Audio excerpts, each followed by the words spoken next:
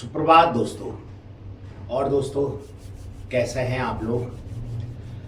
दोस्तों, अपनी ज़िंदगी की सफ़र पे हम पार्ट नंबर 17 पे धीरे धीरे आ गए हैं। पार्ट 17 ज़िंदगी के सफ़र को पार्ट 17 को शुरू करने से पहले मैं आपसे एक बात और करना चाहूँगा, जो कि मैं हर वीडियो में स्टार्टिंग में करता हूँ। दोस्तों, मैं एक और बात आपसे कहना चाहता हूँ। इस दुनिया में ना 3 शब्दों से और दूरी बनाई है: शर्म, इज्जत और बेइज्जती। मतलब शर्म इस दुनिया में कोई शब्द ही नहीं है, इज्जत भी कोई इस दुनिया में शब्द नहीं है, और बेइज्जती भी कोई इस दुनिया में शब्द ही नहीं है। हम अपने मन के वहम से रहे।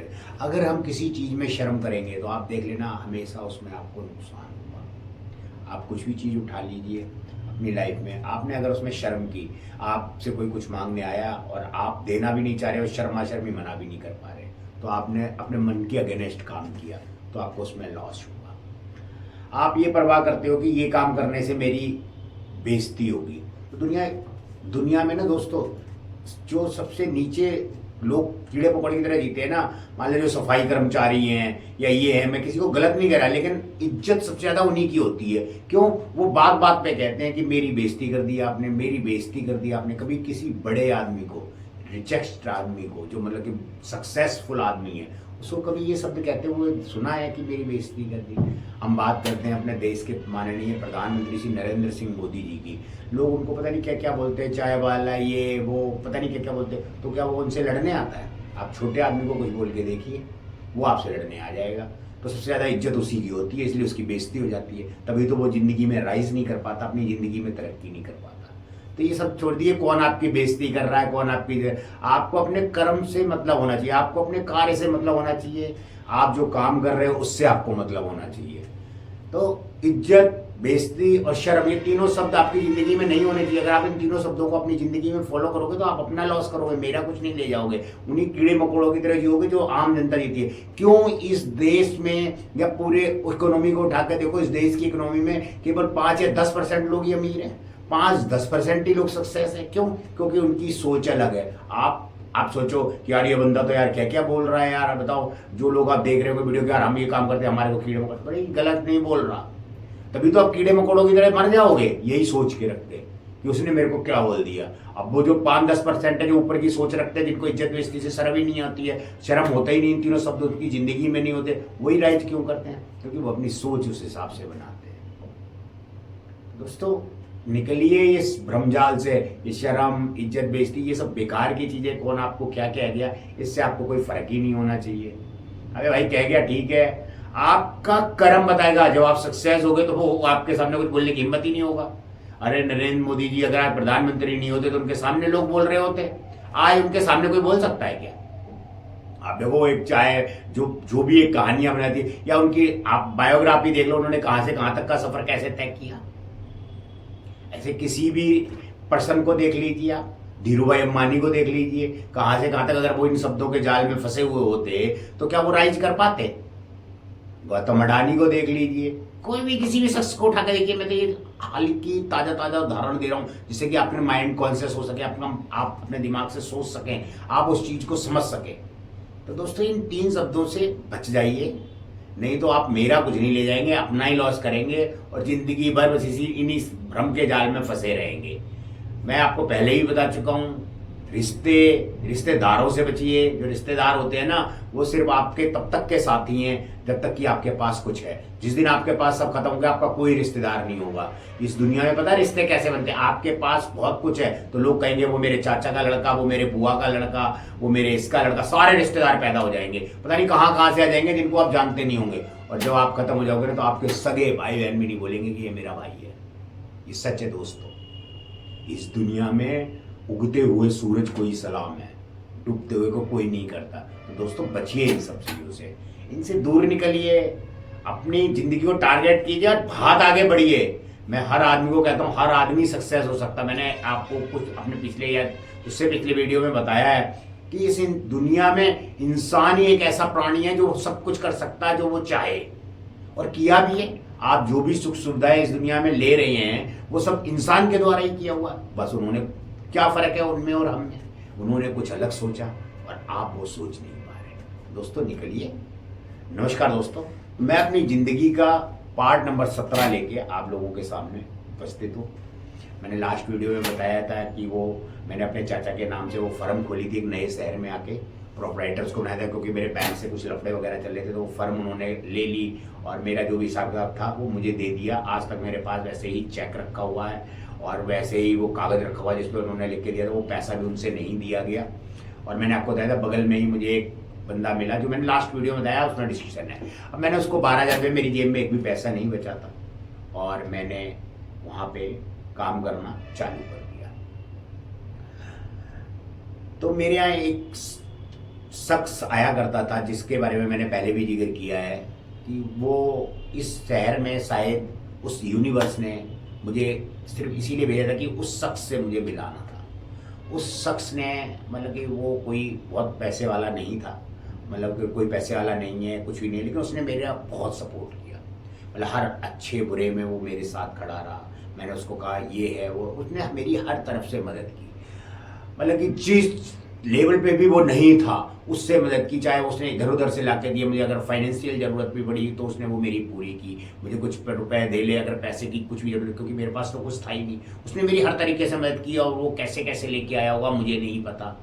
मैंने आज भी उसके पैसे देने हैं और मैंने आपको एक डेट दी थी पिछले वीडियो में कि हम एक टारगेटेड है कि हमने उस समय तक क्या करना है। तो दोस्तों मतलब कि मैंने कहा आप जब परेशान होते हो या आप कुछ भी होते हो, अगर आप कुछ काम कर रहे हो तो कोई ना कोई यूनिवर्स का आपकी मदद करने के लिए किसी ना किसी बंदे को अपने स्वरूप में भेजेगा और वो आपकी मदद करेगा। तो उस तरीके से मैंने वो नया ऑफिस वहीं अपने चाचा के बगल में खोल लिया, क्योंकि उन्होंने तो वो यूनिट ले लिया भाई, क्योंकि उनके बेटे के नाम से मैंने प्रोप्राइटरशिप फर्म में वो खोला हुआ था। अब इतना आसान नहीं था तो काम करना, क्योंकि जिन लोगों के साथ मैंने वो पिछले 6-8 महीने में लोगों से डीलिंग्स बनाई थी, वहाँ पे हमारे चाचा, हमारे लड़के को, वो दिल्ली का मेरा सब जानते थे। मेरे घर और ऑफिस में बैंक के नोटिस चिपके हुए थे, उनकी फ़ोटो खींच खींच के उन्होंने साथ जिनसे मैं माल लिया करता था उनको सबको दिखाई, देखो ये कर्जदार है, इसने दुनिया भर का पैसा देना है, ये बर्बाद हो गया है, हमें भी बर्बाद कर दिया, हमारे पैसे खा गया। मतलब झूठा झूठा वो ये कुदरत जानती। अगर मैंने उनका पैसा देना था तो वो लिख के और चेक क्यों देते मुझे? मेरे पास आज भी सबूत है। मैं किसी दिन आपको पूरा वीडियो में साथ दिखाऊंगा। मेरे पास एक एक चीज़ सब लोगों का है। अपने भाइयों का किए हुए एक एक डॉक्यूमेंट्स है मेरे पास, मेरे चाचे के किए हुए डॉक्यूमेंट्स है। मतलब ये देखो, ये सब लोग जब मेरे पास बहुत पैसा हुआ करता था तो मेरे सामने बोलने की हिम्मत नहीं रखते थे, और जब मेरे सब खो गया तो इन लोगों ने मुझे कैसे जवाब दिए, कैसे बदनाम किया, मुझे हर जगह गिराया। मतलब इन्होंने सोचा कि मैं कहीं पे कुछ बोल ही नहीं पाऊंगा। लेकिन वक्त बदलते देर नहीं लगती है। एक समय आदमी को, अगर आप कुछ कर रहे हो तो सब कुछ होगा, और इसी यूनिवर्स में आपको सब कुछ वो मिलेगा जो आपने खोया है, अगर आप सही हो तो दोस्तों मैंने वो वहाँ पे यूनिट चालू किया, धीरे धीरे अपने काम को बढ़ाना चालू किया। मैं अपने कमरे, मतलब उस ऑफिस से निकलता ही नहीं था। मतलब मैं सुबह घुस जाता था, शाम तक निकल देता। इन्होंने हर वेंडर को, जिससे मेरा पेपर आता था या जिससे मैं कुछ छपवाता था, कुछ भी कर रहा था, क्योंकि मेरे पास कोई मशीनरी इन हाउस नहीं थी, मेरे पास सिर्फ एक सिंगल कंप्यूटर था जिसको मैंने लगा के काम चालू किया। और 12,000 रेंट पे वो मैंने जगह ले ली, बेसमेंट में वो एक जगह थी। उन्होंने हर वेंडर को दिखाया। तो मैं पेपर वाले के पास गया, मुझे पेपर कह रहा भाई कैश पैसे दूँ। मैंने यार क्या हुआ, मैंने तो तेरे पैसे कभी कुछ रखे ही नहीं। नहीं भाई साहब, हम तो कैश देते हैं, हम ये है वो है। मैं ठीक है भाई तुम कैश दे दो भाई। अब उस समय हालात बहुत बुरे थे, तो मैंने कहा था ना, जो शख्स मुझे इस शहर में मिला, मतलब जिसने मुझे बताया कि दुनिया में निस्वार्थ लोग भी होते हैं जो आपके लिए बने हुए हैं, उनको कोई आपसे स्वार्थ नहीं होता है, लेकिन वो फिर भी आपके साथ खड़े होते हैं। मतलब मैं अपनी दुनिया में शायद मेरे को इस अभी तक की इस लाइफ में उससे नाजायज तोहफा इस दुनिया में नहीं मिला है कि, और ऐसा शख्स नहीं मिला है। अगर इस दुनिया में, इस जिंदगी में मैं उसके लिए कुछ कर पाया तो मैं अपने आप को बड़ा धन्य मानूंगा। मैं उसके लिए कुछ भी कर पाया तो मैं अपने आप को बड़ा धन्य मानूंगा। तो उनसे भाई पैसे ले ला के मैं अपने काम को चलाया करता था। ये बात 2019 जून के बाद की है दोस्तों। इसी बीच अब हालात मेरे मतलब इतने नहीं थे, क्योंकि अब मेरे को एक एक चीज़ कैश पे काम करने पड़ी थी, मुझे कोई क्रेडिट नहीं देता था। उन्होंने मेरी क्रेडिबिलिटी सब जगह गिरा दी थी, मेरे दिल्ली के घर और ऑफिस से सब जगह की फ़ोटो खींच के, मतलब गिरना और उसके बाद महागिरना। उन्होंने गिर के भी महागिरे। मतलब एक आदमी का पीछा तब तक नहीं छोड़ा, मंडी भी कब्जा कर ली और हर रास्ते भी बंद कर दिए। इससे भी ज़्यादा कोई गिर सकता है? और एक अच्छे समय पे, मतलब एक बार उनका छोटा बेटा नकल करता हुआ पुलिस में पकड़ा गया, किसी के पेपर दे रहा था, पुलिस इमीडिएट पकड़ लेगी और उनके रेड क्वेश्चन लगा रही थी कि मैं इसको आगे के लिए रेस्ट्रिकेट कर दूंगी। आप बिलीव नहीं करोगे, 1 लाख रुपए ऑन द टेबल उसी समय दे दिया था मैंने। उसके अपने चाचा से आज तक नहीं मांगा वो पैसा। उनके बड़े बेटे की शादी में मैंने 2 लाख रुपया दिया था, मैंने आज तक नहीं मांगा। मतलब इन लोगों के साथ मैंने इतना किया तो उन्होंने मुझे क्या दिया? अपने भाइयों को करोड़ों रुपए का यूनिट दे दिया। आप बिलीव करो, मेरा पैसा उसके अंदर उन्होंने कुल टोटल 5 लाख रुपए लगाया, आज वो 100% के मालिक। तो दोस्तों क्या है इस सब का मतलब? क्या है? हम जिसके लिए इमोशनली मर रहे हैं वो हमारे लिए कहाँ मर रहा है? सब आपका फायदा उठा रहे थे। तो बचिए, समाज इस दुनिया में कुछ होता ही नहीं है, आप अपने आप से मतलब रखिए। लेकिन जब आप काम कर रहे होते हैं और सच्चे होते हैं, वो ऊपर यूनिवर्स, जो ये यूनिवर्स और प्रकृति वो देख रही होती है कि ये बंदा कर्म कर रहा है।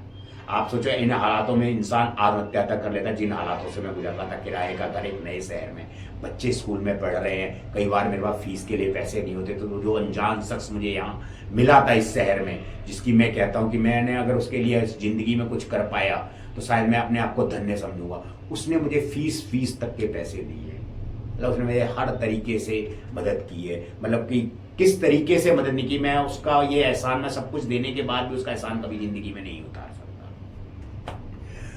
उसके बाद दोस्तों मैं देखो दोस्तों, मैं इमोशनल हो गया बात करते करते। ऐसा होता है क्योंकि आपको एहसास होता है कि इस जिंदगी में जिनके लिए आपने कितना किया, उन्होंने आपके लिए कुछ नहीं किया, और एक अनजान व्यक्ति जो मुझे जानता नहीं, पहचानता नहीं, वो आपके लिए कितना कर रहा है।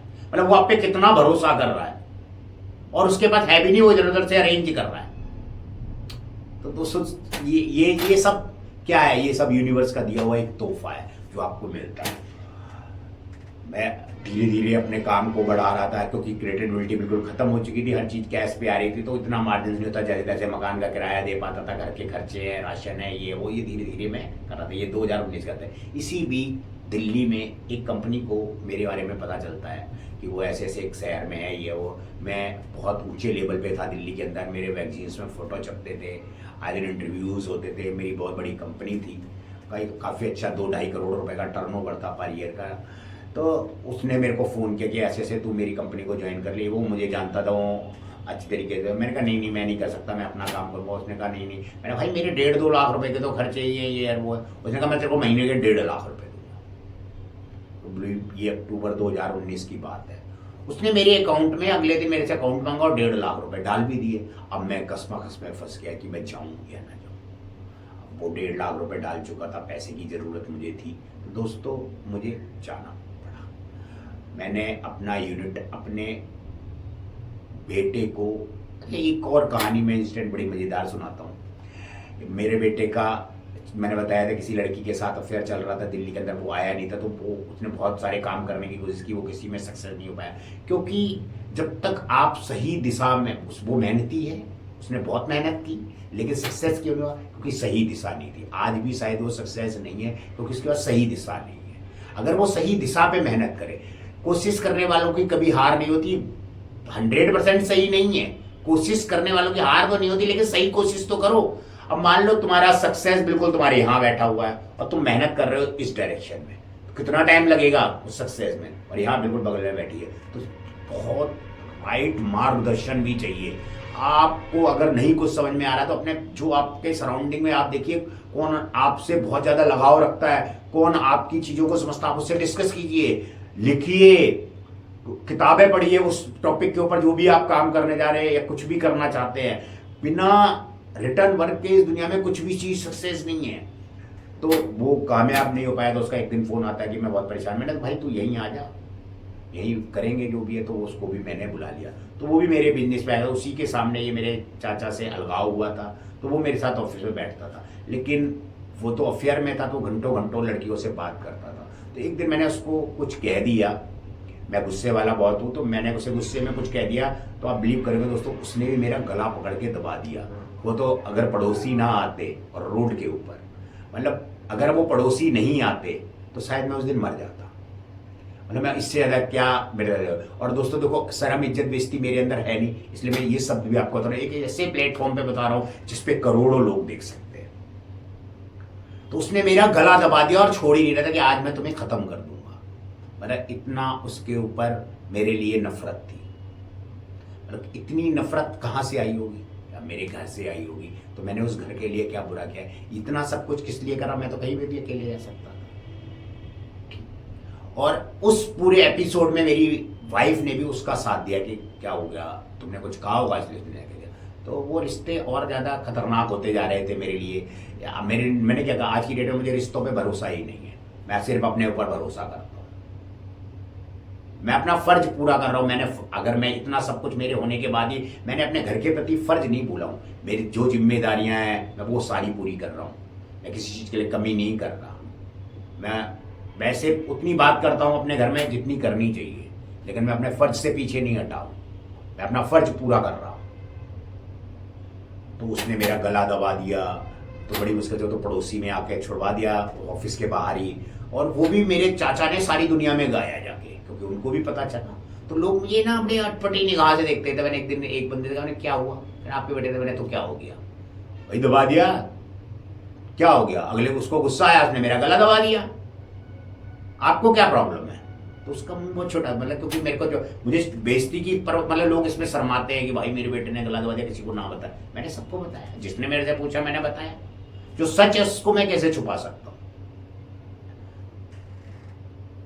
तो मैं जब दोस्तों दिल्ली जाने लगा उस कंपनी में मेरी जहाँ जॉब लगी, तो मैंने अपने बेटे को बुला के फिर भी कहा, मैंने तो ये यूनिट संभाल सकता है तो संभाल ले, लेकिन तेरे को इतनी नॉलेज नहीं है, तू मेरे से पूछता रहेगा ना तो शायद सब सही हो जाएगा। लेकिन वो अपने आप को बहुत टैलेंटेड समझता था। मेरी वाइफ भी बार बार कहती इनके अंदर अकल नहीं, इनके अंदर अकल नहीं है। शायद मेरे अंदर अकल नहीं थी तभी तो इतना सब कुछ कर दिया था। यही मेरे भाई कहते इनके अंदर अकल नहीं था, उनको इतना बड़ा यूनिट मैंने तभी तो दे दिया क्योंकि मेरे अंदर अकल नहीं थी। वो सब उन लोगों ने ही तो बनाया है। जिस जमाने में लोग फर्स्ट एसी में तरसते थे, तो मैं अपने बच्चों और बीवी को ना बाय एयर घुमाने ले जाया करता था, कहीं भी हिल स्टेशन पे या कहीं भी। मतलब उसकी कोई वैल्यू ही नहीं लाइफ में। क्या वो मेरे बच्चे ये नहीं सोचते होंगे हमारे बाप ने हमारे लिए, कभी उन्होंने सोचा ही नहीं ना, हमारी वाइफ ने सोचा। दूसरे लोग अच्छे हैं, वो बुरा है जो तुम्हारे लिए आज भी सब कुछ कर रहा है। एक छत दे रहा है, एक रोटी खिला रहा है, वो कर रहा है, ये मेरा फर्ज है। मैं कोई एहसान नहीं कर रहा, ये मेरा फर्ज है। लेकिन उसके बदले में मुझे भी तो कुछ मिलना चाहिए, मुझे नहीं। वो उनका फर्ज नहीं है। तो दोस्तों मेरी दिल्ली नौकरी लग गई, तो मैंने अपने बेटे को दिया। लेकिन वो जिद्दी, वो अपने आप को बहुत अक्लमंद समझता था। उसने 1-1.5 महीने में वो यूनिट को बिल्कुल ख़त्म कर दिया। उस जो मेरे दिल्ली से पैसे मिलते थे उससे मैंने उसका किराया भरा।